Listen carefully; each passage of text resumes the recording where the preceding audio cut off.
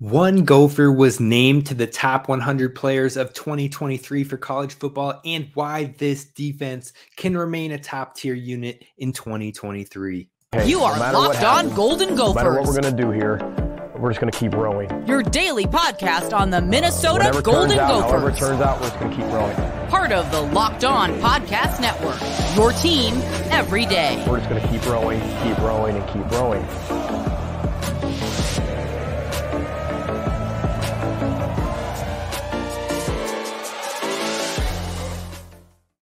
You're listening to Locked On Golden Gophers, part of the Locked On Podcast Network, your team every day. My name's Kane Rob, host of the podcast, former collegiate football video coordinator and recruiting assistant, here to talk Golden Gophers with you each and every day of the week. Now, your boy messed up on a couple of the days this week because we had some work conferences going on, but I'm going to do a makeup show today here on Saturday, and we're kicking it off talking some defense and a player who was named to the top 100 players for college football in 2023. So be sure to hit subscribe wherever you get the YouTube, or wherever you get the YouTube, wherever you get the podcast. Be sure to subscribe, leave a 5-star review so others can find it. And if you want to see the new layout, the new videos over on YouTube, definitely check it out. Be sure to subscribe there as well. And let me know in the comments if you're down for a top 10 Tuesdays. I'm feeling it, and I want to know what top 10 you want first down in the comments below. This Tuesday, we will jump into that. So what are we thinking? Top 10 quarterbacks in the Big Ten, top 10 Gophers of all time? Let me know down below. But let's jump into what we're here to talk about today. And that is, the first thing is, one Gopher made it onto the On3 top 100 college football players of 2023 list. Now, I thought the Gophers could have and probably should have had two in there, but the outside world likes to stay sleeping on Brevyn Spann-Ford. Now, Brevyn Spann-Ford didn't make the list, but only 3 tight ends made this list in general, and one of those tight ends is actually considered a wide receiver last year when it came to the stats of the NCAA that they put out there. So the only 3 tight ends that made this list were Brock Bowers. That one's no surprise there, of Georgia. Then you've got Brant Keith over at Utah. Now, Keith was injured last season, hampered by injuries in 2022. He has had 2 seasons with 600 plus yards receiving and 6 touchdowns each. So you've seen the potential there. Plus, Dalton Kincaid absolutely went crazy at Utah last year. So it doesn't hurt that they could probably keep that in the back of their mind, the potential they've seen with Keith and what happened with Kincaid to get him in there. And then the third one was Ornd Gadsden. He came in at 42nd on the list. Now, he was the player that kind of played wide receiver, tight end hybrid. He was deemed a wide receiver on the NCAA stats site, and he put up 61 receptions, 969 yards, and 6 touchdowns. So respect. I feel it. But all 3 were definitely worthy of the list. But the national media needs to really wake up and show love to Brevyn Spann-Ford, in my opinion, who is the number 2 returning tight end according to PFF and plays the whole position, not just the receiving portions of it. He was graded out as the 2nd best blocking tight end in the nation last year and 8th in the receiving grade as well. But when it came to receiving yards from the tight end position, Brevyn Spann-Ford was 12th in the entire nation when it came to receiving yards from tight ends. And 5 of those players in the top 12 have gone on to the NFL in Kincaid, Mayer, Laporta, Will Mallory, and Braden Willis. All have gone on to the NFL. Brock Bowers is back, of course, and he was number 1 on that list. But the other, what would that be, about 5 left in that receiving yards category didn't come in on this list, on top of, again, playing the full position and blocking. Look, we need to put some respect on his name. That's all I'm saying. But let's move to the player that actually did make the list for On3 this year. And that one player came in at number 63 overall on the top 100 list. And that was Gophers safety Tyler Nubin. Now, Tyler Nubin absolutely balled out last year. He ended up earning Big Ten all-second team, so that is definitely showing love right there. But in 2022, he saw 55 total tackles, 1 forced fumble, and 4 interceptions, plus he had 3 PBUs. Now, that is not even bringing up the fact that he missed the Wisconsin game because of injury, and he didn't play in the bowl game. Those stats could have been greater. They would have been greater had he played, and there were other opportunities throughout the year where maybe there was a mistimed jump on an interception, or he didn't get his head around quick enough, or a penalty called it back. But there were 2 or 3 interceptions that ended up not coming to fruition. So he could have finished with close to 7 interceptions if everything went according to the plan. So it shows the possibilities there, the flashes there, and you can see why he would be an exciting player to have on this list. And if you talk about his production since he's been a starter for the Gophers, his production has gone up every single year. 2020, he had 41 tackles, 1 forced fumble, 1 interception. Then you moved to 21, 49 tackles, 1 sack, 3 interceptions. Then you moved to 22, and he's got 55 total tackles, 1 forced fumble, 4 interceptions. So you're seeing the trajectory. You're seeing the increase in production. No real drop-offs overall. The talent is all there. The instinct is there. Tyler Nubin is a dog, and it's on and off the field. He brings the energy. He brings the leadership, and I am so happy that he made it onto this list.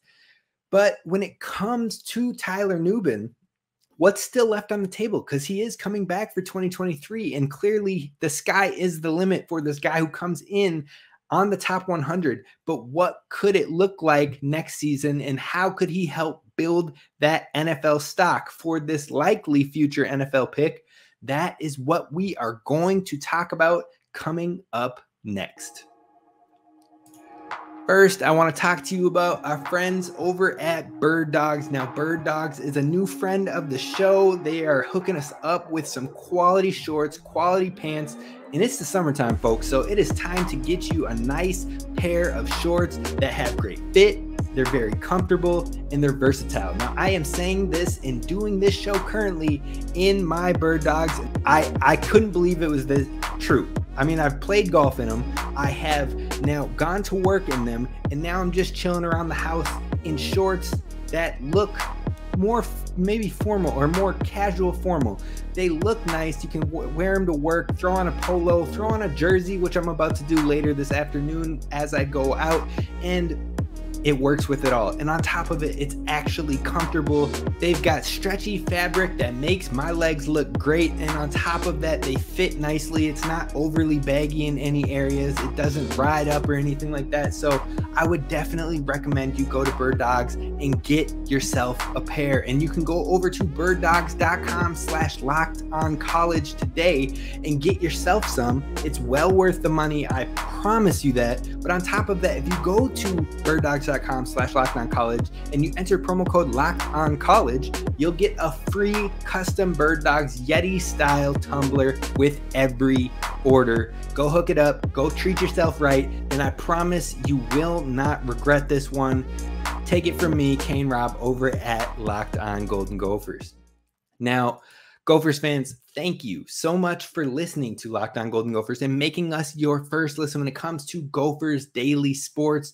We talk football a whole lot. We're going to talk basketball later this week. We talk women's basketball, which will also be discussed this week, and some Gophers hockey. Big news in Gophers hockey that Logan Cooley is headed back to Dinkytown. We'll talk about that probably not this week, but the week after as well. And we'll get a friend of the show who is a hockey analyst over on the show to make sure you're getting the latest up-to-date information and what the outlook looks like for future Gophers hockey. So thank you to the everydayers that tap in for all your Gophers sports coverage, and we got you handled. Be sure to hit subscribe on YouTube so you can tap in like an everydayer yourself and get all of that Gophers goodness when it comes to the news. Now, we're talking about Tyler Nubin. We're talking about what lies forward for the Gophers safety moving into the 2023 season. And you know what? I think 3 facets are where Tyler Nubin can not only lift this team, but help lift his stock continually in the NFL draft as well. We're talking leadership, we're talking energy, and we're talking production. Now, when you're talking about that energy, you're talking about Tyler Nubin is a player that absolutely fires the squad up. Like when you're out there, you're at a practice, you're at a game, you just see how he fires up the team, how he gets them ready to go. Him and Mariano Sari-Marin last year were getting the dance going, you know what I'm saying? But they were always chirping it up, firing up the sidelines, getting people communicating, talking, and that is such a valuable trait, not only at the collegiate level, not only in the Power 5, but at the next level in the NFL as well. Being a key and valued communicator cannot be overstated, and Tyler Nubin is going to put that not only on full front, full blast in the 2023 season, but he's shown it for the past 2 years now, 2-3 years, and he's going to have the opportunity to really show it with brand new partner back there in the safety, since Jordan Howden has gone on to the NFL, and he'll have young cornerbacks around him as well. He will be the key figure of this defense, and I think that alone is going to be a huge necessity for the Gophers, is his vaulted leadership, his ability to really carry this team and help them reach their maximum potential. Now, overall, Tyler Nubin is a very instinctive player, and I think being around a player of that caliber is going to be wonders for the young guys like Tariq Watson, like Rylan Kelly out on the outside, like Zaquan Bryan, like some of the younger safeties, Coleman Bryson, Darius Green, Kerry Brown. Being around a player of the caliber and the instinctiveness of Tyler Nubin only helps you develop that ability, helps you find that knack, see why he triggers, when he triggers, what he's looking at, pick his brain in the film room. All of that is going to be critical for the Gophers moving forward. There's so much talent and youth on the defensive side of ball, and Tyler Nubin is going to be a huge role for helping that youth and potential grow into the opportunity and be able to capitalize and actually utilize that potential. Now, he's going to be setting the tone, and he will be the face of this Gophers defense. And I think him and Cody Lindenberg will be the two players that immediately come to mind when it comes to this Gophers defense. So the opportunity to be the figurehead, the face of a defense that consistently has been finishing in the top 10 in most defensive categories, sometimes top 5 in some of these defensive categories. And you are the guy that people think of when it comes to that. In the turnovers that happen, you're playing huge roles in it. In the tackle production, you're playing a huge role. In the stops, in the points not allowed scored, you being at the forefront of that only helps your cause. Now, like I said, there were probably 2 or 3 opportunities missed last year in which he could have had more interceptions. And if he does come up with those this upcoming season, he gets himself to a 5, 6, 7 turnover season.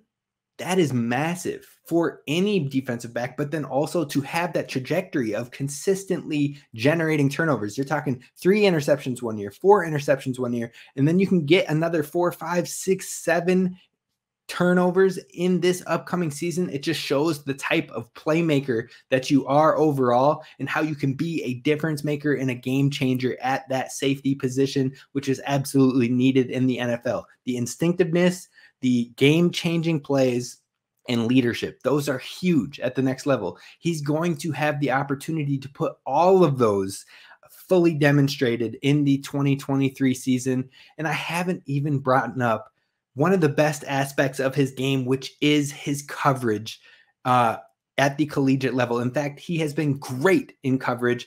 Last year, he had a reception rate of only 35% against him in coverage. In 2021, he had a reception rate of 30.8% in coverage. And then he was named by PFF as the best safety in the country when it came to completion percentage allowed. That's massive.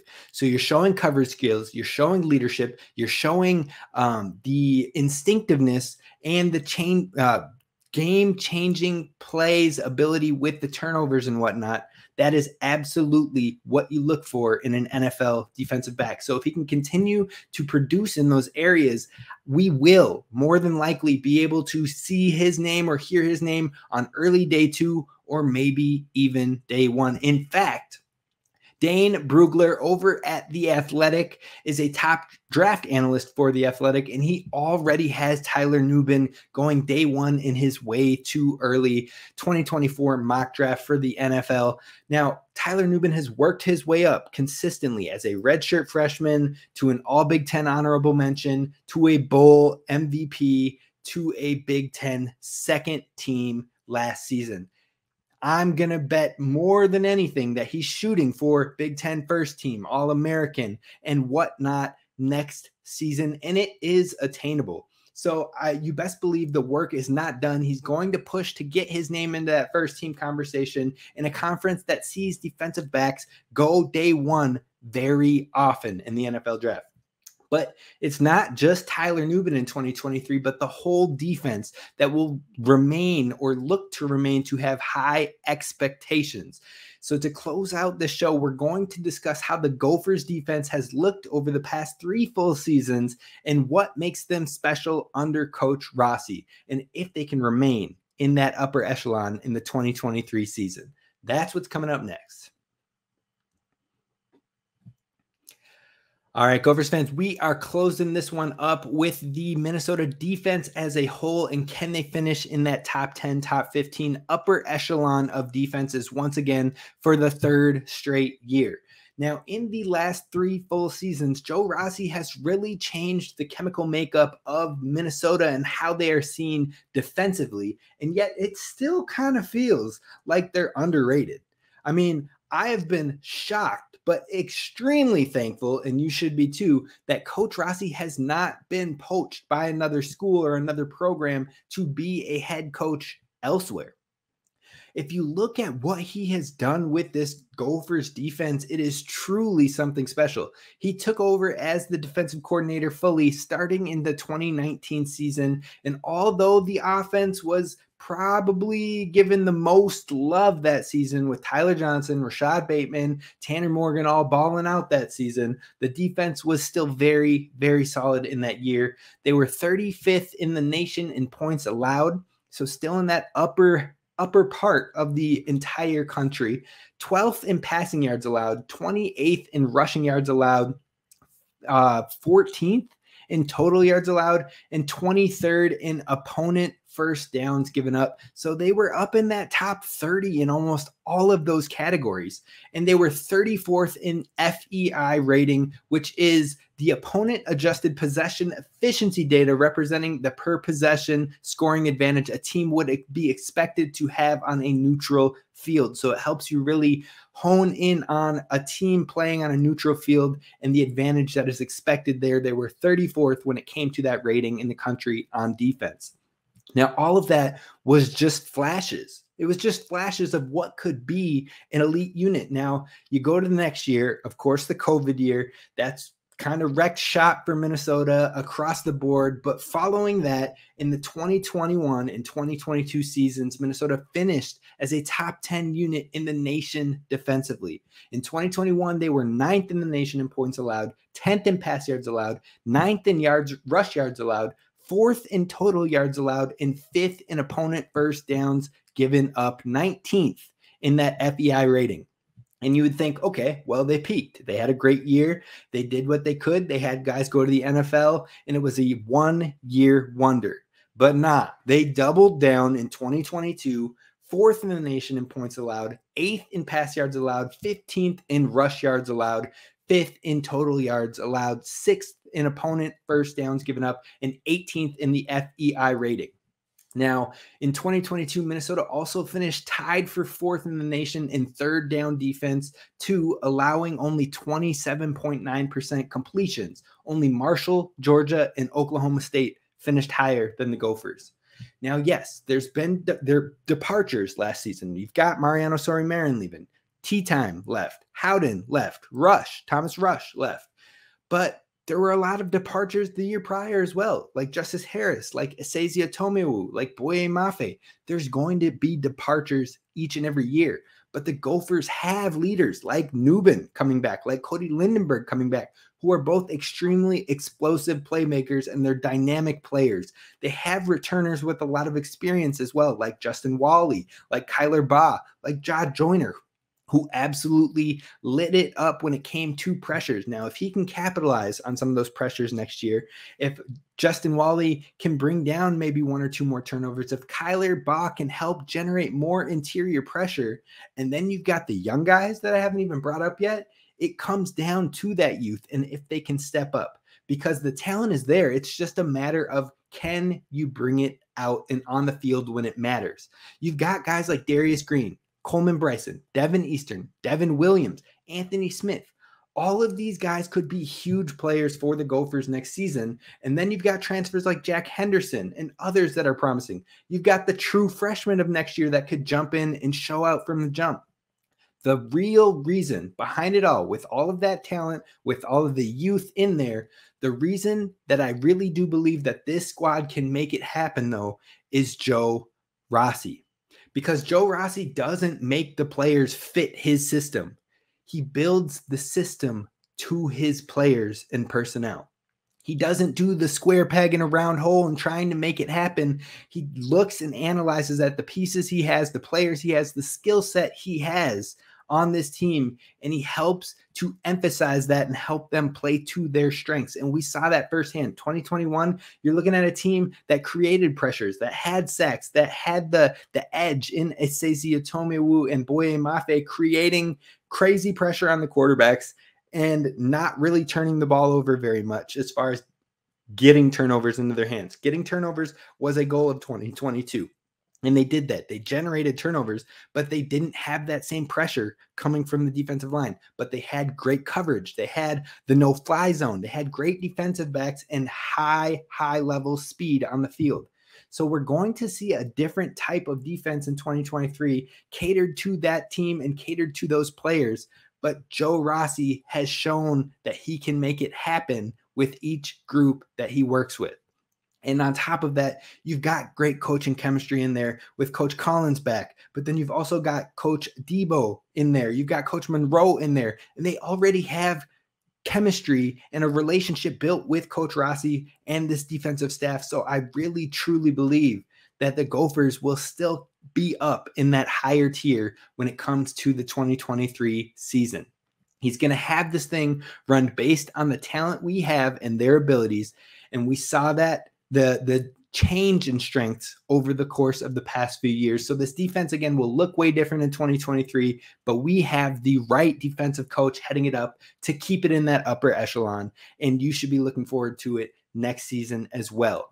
That is going to do it for us on today's episode of Locked On Golden Gophers. I hope you enjoyed it. Be sure to hit subscribe and also let me know what you want to do for Top 10 Tuesday, this upcoming Tuesday. Let me know which top 10 you want down below in the comments on YouTube, or feel free to send us an email if you are an audio listener over at lockedongoldengopers@gmail.com.